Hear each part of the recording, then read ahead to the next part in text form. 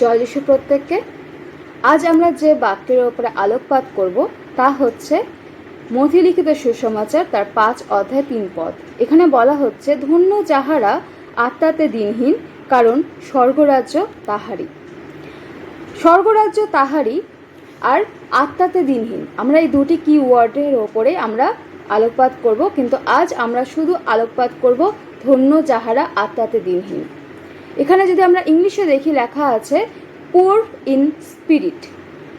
আমরা কেজেভি ভার্সন যদি পড়ি বাইবেল, সেখানে এই যে ভার্সটা আছে, এই ভার্সটি সম্পূর্ণ রেড কালার দিয়ে লেখা, কারণ হচ্ছে এটা প্রকাশ করে যে এই স্টেটমেন্টটি বা এই ভার্সটি প্রভু যীশু খ্রিস্টের মুখনিসৃত। এবার আসা যাক আজকের যে প্রথম কিওয়ার্ড, তা হচ্ছে দিনহীন।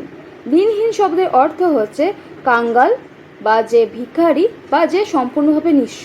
আর এই স্টেটমেন্টটি ধন্য যাহারা আত্মাতে দিনহীন, এর অর্থ যে নিজের আমিত্বকে সম্পূর্ণভাবে ত্যাগ করে ঈশ্বরের কাছে নিজেকে সমর্পণ করে, নিজের আত্মাকে, নিজের জীবনকে সম্পূর্ণভাবে ঈশ্বরের কাছে সমর্পণ করে, সেই একমাত্র স্বর্গরাজ্যের অধিকারী। তো আজ প্রশ্ন হচ্ছে, আমরা কি সত্যি আত্মাতে দিনহীন? পরবর্তী ভিডিওতে আমরা এর সেকেন্ড পার্টটি দেখব।